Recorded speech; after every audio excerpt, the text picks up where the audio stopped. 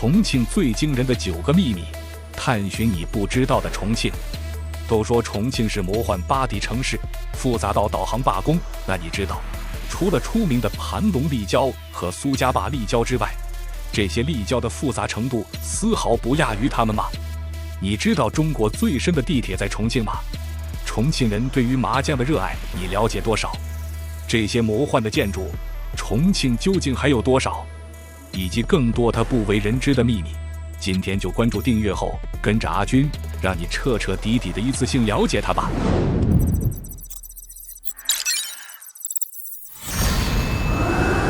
重庆的秘密第9，最复杂的立交桥。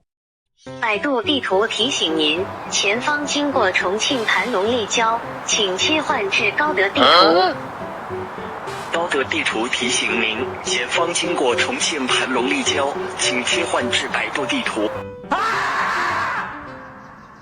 这句话或许是玩笑话，但也足以证明重庆立交的复杂程度。这座被誉为雾都的城市，恰好也是全球桥梁数量最多的城市，故有桥都之名。由于其矫健的山城地貌，重庆的生活方式深深依赖于桥梁这一交通构造。这种依赖不仅锻造了重庆独特的8D 魔幻城市风貌，也催生了众多令人叹为观止的立交桥。根据2022年城市建设统计年鉴统计，重庆市拥有达366座各类的立交桥。下面将为大家详细介绍这些立交桥中声名显赫的存在。首先是黄觉湾立交，位于重庆南岸区的盘龙，因此也叫做盘龙立交桥。它是重庆市最大的城市立交，也是中国最复杂的立交之一，连接朝天门大桥、慈母山隧道、内环高速、机场专用快速路的重要节点。该立交共有5层，20个匝道，总长约16.4公里，高度约30米，耗资约2.5亿元人民币。始建于2009年9月30日，建设难度之复杂，作为基建狂魔，也得花费8年时间，于2016年3月11日投放使用。也有句玩笑话说，上了黄觉湾立交，错过一个路口就是重庆一日游。因其上下重叠的桥面太多，也曾经一度让不成熟的导航软件都瘫痪。不过只要是重庆老司机，认真看道路指示牌的话，还是很容易驾驭的。你想2元钱体验云霄飞车吗？来看看接下来的南岸苏家坝立交桥吧。它是全国城市最高的匝道桥，于2005年建成通车，高72米，相当于24层楼高。如果你家住在附近，那么你打开窗户就能看到车从眼前经过的奇特场景。当然，作为乘客的你，如果有幸乘坐公交经过，大概会紧张到脚趾头扣出2室一厅来了。该立交桥的建设主要是为了解决菜园坝大桥与海桐路之间30米的高差，采用螺旋形展现方式衔接，为菜园坝大桥南桥头配套。立交桥小半径为60米，大半径100米，其曲率不断变化，结合桥面超高横坡的变化，从而减轻了离心力对汽车的影响，让乘客感觉十分舒适。尽管其结构看似惊险，但苏家坝立交桥自建成通车以来，未发生过一次交通事故。其实以上2个网红桥对于重庆当地人来说并不复杂，但以下这些立交或许就算当地人也会头疼。比如修建于1993年的菜园坝立交，虽然无法让导航迷茫，但却可以让司机癫狂，尤其是多次的变道会车和狭窄的路口。且这条路也是出了名的堵车，且其他车辆会随时保持插队状态，稍不注意，一旦变道不及时，又会绕路10几公里。以及九龙坡区的谢家湾立交，这里汇聚了公路、桥梁、立交、轻轨，形成了4层立体城市交通结构，多种道路汇聚同一时空，让你直接会不知所措。因为此处车流量大，变道路线短，横跨车道多，所以也是九龙坡最堵的立交之一。还有重庆排第2的老牌立交杨公桥立交，1995年动工修建，1998年建成通车，上下3层共12条匝道，全长2.14公里，在盘龙立交出现之前，是西南地区最大的公路立交桥，也是身为老重庆人最打脑壳的立交。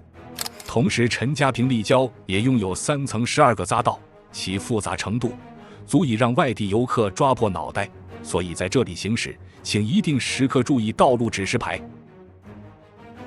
重庆最美立交鹅公岩立交，这里有重庆首个桥下坡地公园。当你驾驶经过这里的时候，能欣赏到美丽的园区景色。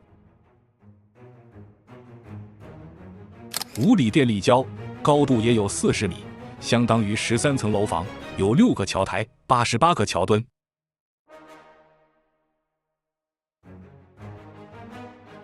龙桥立交被网友戏称为夺命转盘，这是一座全国极其罕见的全方位720度旋转立交，远看就好像一座3层转盘。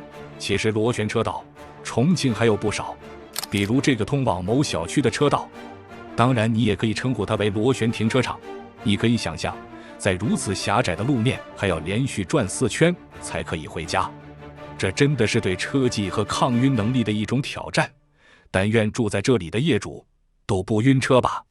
从无毒的破再到地毒的牌，如果不是为了好事我来都不得来，我不是屌丝也不是说北京不好。同样的螺旋位于江北另一个小区也有，不过好在这里似乎不能停车，所以驾驶难度相对低一些。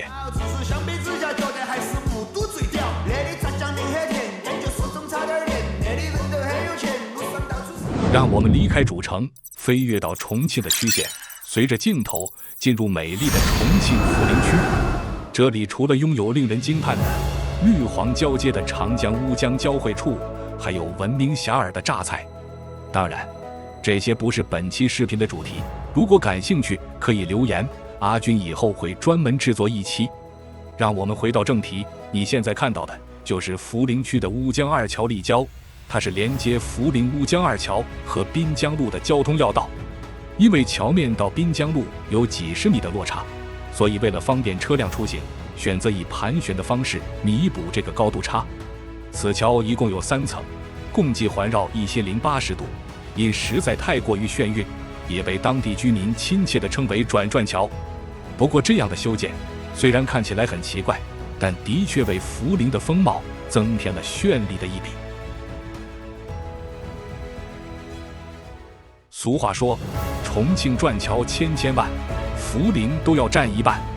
没错，涪陵还有一座盘旋立交，它连接着长江大桥，不知道有没有转晕视频前的你呢？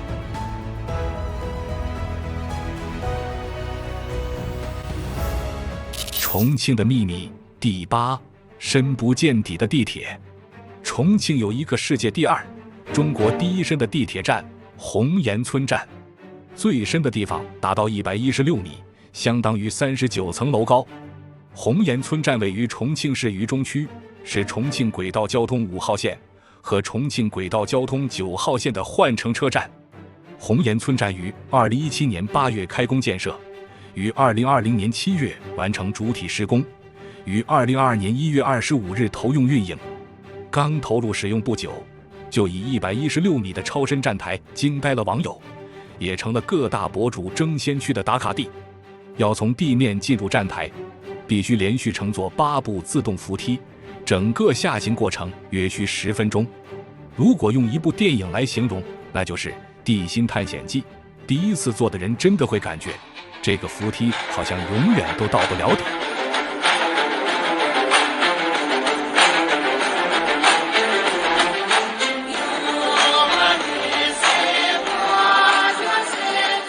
可一旦成功到达地底站台，就会由衷感叹中国基建狂魔战胜自然之力的决心和毅力。你可能会好奇，为什么建个地铁站要挖这么深呢？之所以要建这样深的站台，主要是因为重庆全市70%的面积是山地和丘陵。红岩村正处在几个区县交界山谷之中，地面较低，周边又有高峰环绕，只有通过建深站台才能使不同高度的地面连接起来。为了避免损毁附近大楼的地基，该站必须在地下深处修建。你知道世界最深的地铁站在哪吗？欢迎在评论区留言。重庆的秘密第7：穿楼轻轨。这火出圈的穿楼轻轨，想必你并不陌生了，它就是李子坝轻轨站。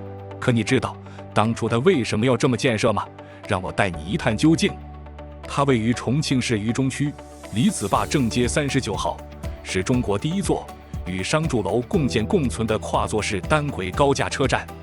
李子坝站于2000年开工建设，于2004年3月建成，在2005年6月18日开通试运营。在建设之前，其实是遇到了一些问题的。1998年，当地市政宣布将建设的这条线路中规划在李子坝建站。与此同时，在李子坝相同地点，一栋居民楼建造计划已敲定。一道难题摆在轨道交通公司和房屋建筑商面前，究竟是车让楼还是楼让车？那时候让轻轨2号线更换线路根本就不现实，要是让开发商放弃地皮也不可能。经过讨论再三，2个公司达成共识，楼和轨道车站同时建。因为担心噪音扰民问题，经过6次修改和论证，13人的团队花了2年的时间，终于完成了方案的设计。经过软件测试并模拟动态分析，最终得出了可靠的施工方案。李子坝站采用栈桥分离的结构形式，同时单轨列车采用低噪音、低振动的充气橡胶轮胎和空气弹簧支撑车体，最大限度减小了列车行驶带来的震动和噪音影响。在列车运行时，噪音仅为75.8分贝，和人类讲话的声音差不多，基本不会影响到住户的休息。这样举世瞩目的设计也得到了全世界网友的赞叹，评价这是如同科幻片里的场景。重庆的秘密第6：黄色法拉利。在中国的出租车有2种，一种是普通出租车，一种是重庆出租车。重庆出租车的效率之高，从2019年至今，重庆市出租车运力一直稳居第1，甚至远超广州、上海、北京等1线城市。重庆市出租车保有量在全国排名第11位，运力却稳居第1。他们号称低空飞行器、黄色法拉利，当地人也称呼他们为托儿车。5000转直接起步是常规操作，换挡速度甚至比你眨眼还快。别看他们是1.5升烧天然气的发动机，但却能给你112一样的推背感。在重庆就没有出租车司机走不了的路，只要司机愿意，那整个重庆都是秋名山。车表上打的是生命值，狂奔的是你的肾上腺素。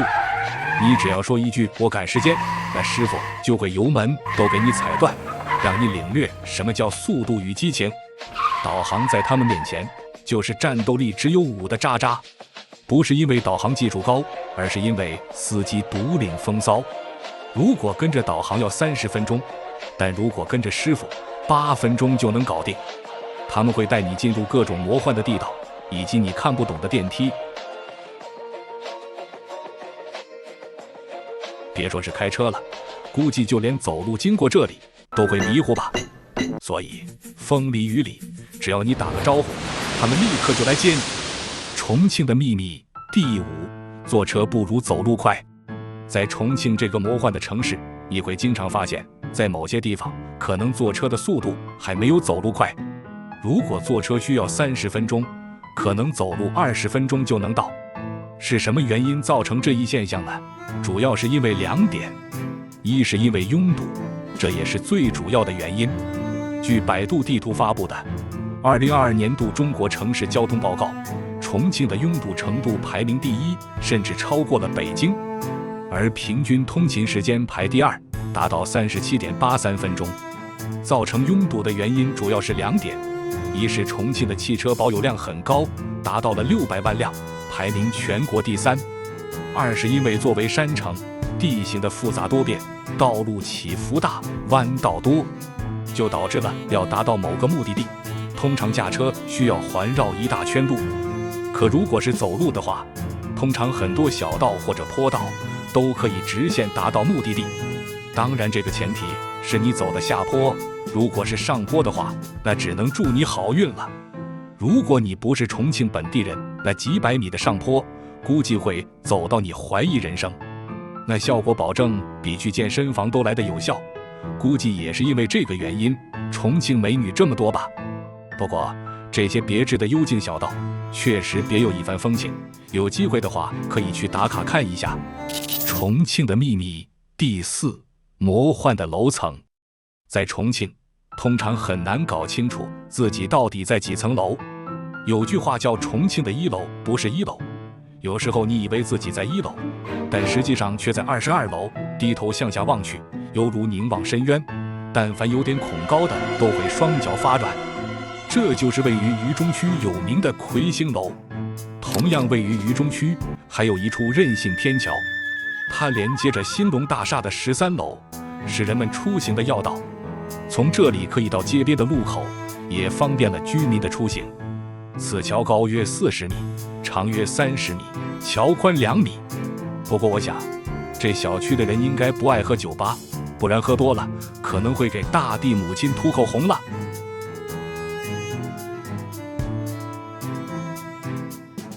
同样的奇葩天桥，在涪陵区新华中路的某小区也有。你敢信吗？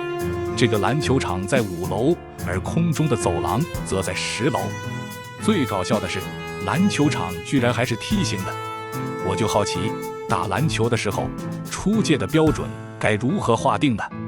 其实因为地形原因，在重庆，特别是渝中区，这种楼栋和楼栋之间互相架着天桥的情况特别常见。可能外地人觉得奇怪，但本地人都习以为常了。再来看看这座没有电梯的24层楼房吧，它哪怕在本地也是非常少见的。这就是网红点白象居。你可能会好奇，为什么这么高的建筑没有电梯？其原因，我个人推测有2点：一是白象居依山而建，所以分别在1楼、10楼、15楼设有出口，居民能通过这3个出口分别通往不同街区，所以总体爬坡不会很高，最多也就一次性爬10楼高度，所以没有电梯也并非完全不能接受。二是因为30年前的电梯单价和维护成本较高，你可以从这张白象居设计图看出，原本是留有电梯的，建成后却没有，也能证明这一猜想。而且当时建筑规范条例也没现在这么严格，所以才导致了这一结果。再看看这座魔幻的加油站，很明显能看出顶楼和1楼居然各有一个加油站，并且分别面向不同的街道，而中间楼层则是停车场。说起停车场，在重庆大渡口有一个这样的15层螺旋停车场，2层到14层提供停车位，从1楼出去是古镇，15楼则是公园，共有停车位654个。最奇特的是，里面奇数楼层为男洗手间，偶数楼层为女洗手间，这就是奇变偶不变，符号看象限嘛。再来看看下一个魔幻道路，它位于南岸海棠西距枫江山里小区。据了解，这条道路是双向单车道，下面的楼有5层，1层是门面房，上面是小区的消防通道。如果不是亲眼所见，我是不相信有这样的建筑的。这种骨骼清奇的梯形建筑就是易建大厦，位于重庆渝中区2路口。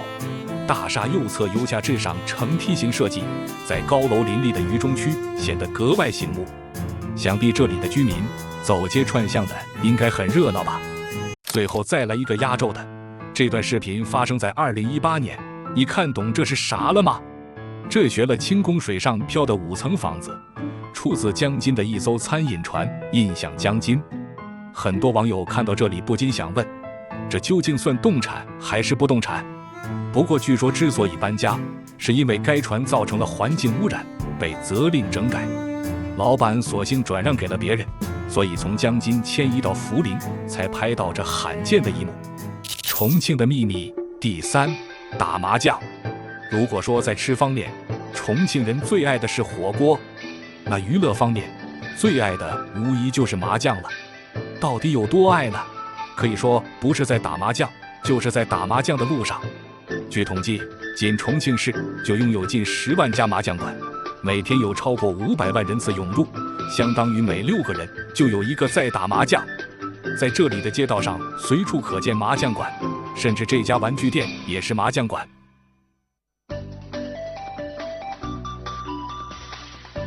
瓷砖店也是麻将馆。在菜园坝还有麻将一条街，一整条街全都是卖麻将机的，基本你见过的和没见过的麻将机品牌这里全都有。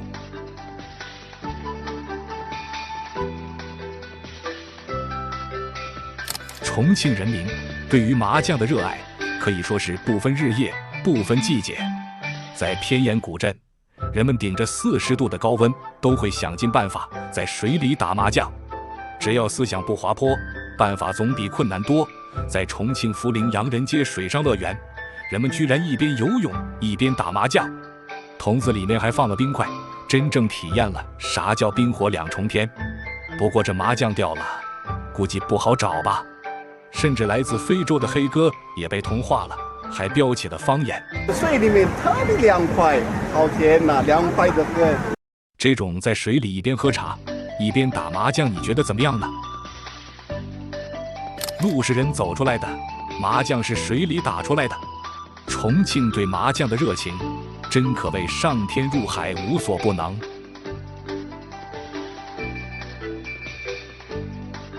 让我们离开水中，回到涪陵洋人街。坐着索道打麻将见过没？我想喜欢在这上面打的人应该都不恐高吧，要不然因为害怕胡错牌了可亏大了，哈哈。而且只要9块9，想打多久打多久。你以为这就完了？那你太低估重庆人民对麻将的爱了。来见识一下摩天轮麻将馆吧，这是涪陵洋人街的第3次骚操作了。我想这里的老板一定是麻将的狂热爱好者了吧？我很好奇，是不是在这打麻将输了，心情会好受一些呢？我们都知道，以前防疫的时候是不允许室内聚集的。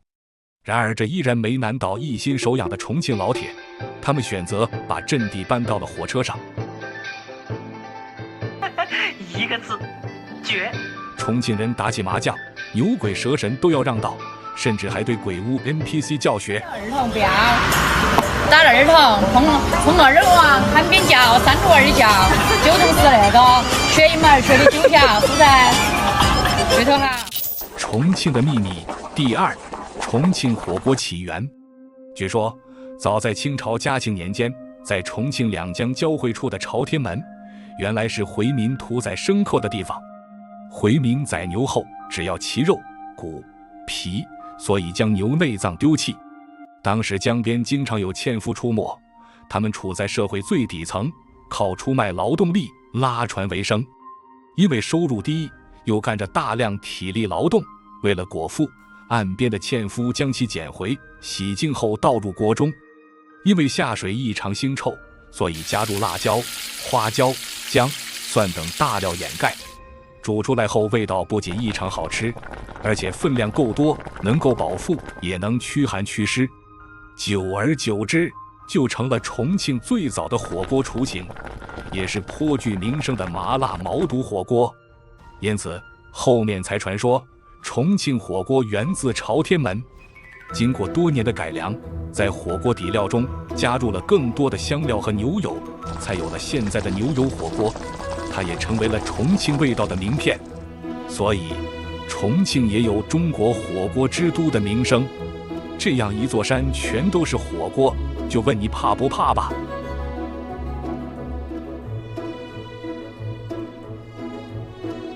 重庆的秘密第1，万能的防空洞。大家都知道，重庆作为中国最安全的城市，其原因不仅是因为4面环山，不在地震活跃带，还因为重庆是中国防空洞最多的城市。据统计，光主城区就有1600多个防空洞，这些防空洞总使用面积达到了110万平米。没战争的时候，当然不能浪费这些土地，所以聪明的重庆人就物尽其用，改装成了各种商店。比如防空洞火锅店，这家号称宇宙第2大火锅店，位于渝北区龙头寺公园到江北区9街一带，占地面积达5000平方米，高6米，宽6米，整体长度超过500米，可容纳208张餐桌。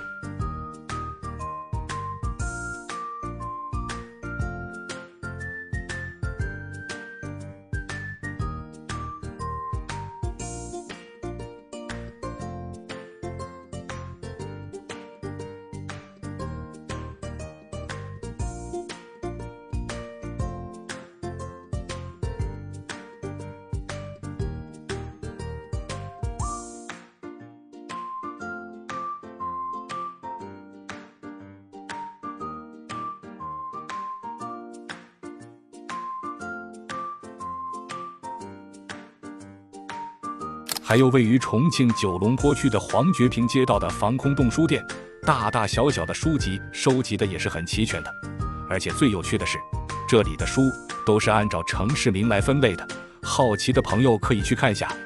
以及赛博朋克风格的防空洞剧本杀，这种沉浸式体验科幻末日风格的感觉咋样？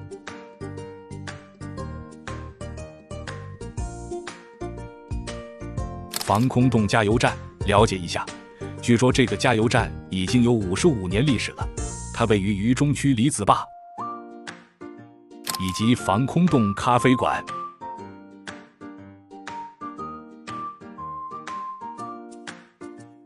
防空洞茶馆。